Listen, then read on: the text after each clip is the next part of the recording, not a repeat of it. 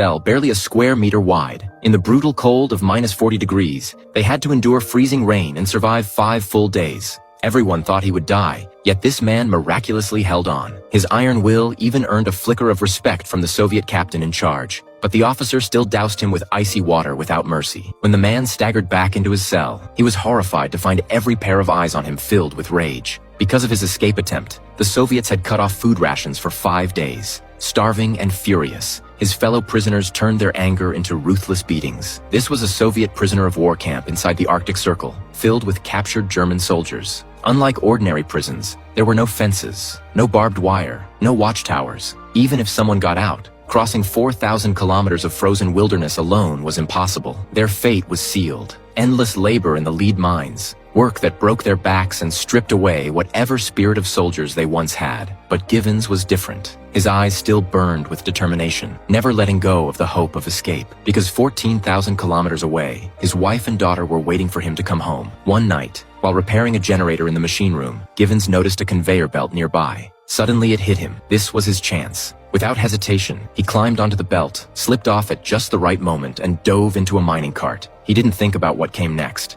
All that mattered was getting out. But within a minute, the cart hit a wooden beam and came to a halt. This escape was over before it even began. For that, Givens was thrown back into the pit for another 5 days and nights. Yet even then, he didn't give up. He still dreamed of seeing his wife and daughter again. At that moment, fate began to shift. Givens crossed paths with the one man who would change everything, the camp's doctor. The doctor, once a German prisoner himself, pitied Givens and decided to give him a gift greater than life. He told him the camp was filled with lead poisoning. Everyone would eventually die unless they escaped. The doctor had planned his own escape long ago, but cancer left him too weak to act. Moved by Givens' unyielding eyes, he chose to pass the chance of freedom to him instead. He handed over a map, pointed out hidden food caches, and even took off his own sweater to help Givens survive the cold. The doctor had just one request. If Givens made it out alive, he had to visit the doctor's family on his behalf. With the doctor's encouragement, Givens stepped into the blizzard, beginning his 14,000-kilometer journey home. The next day, when the Soviet captain discovered the escape, he stormed into the infirmary. But to his shock,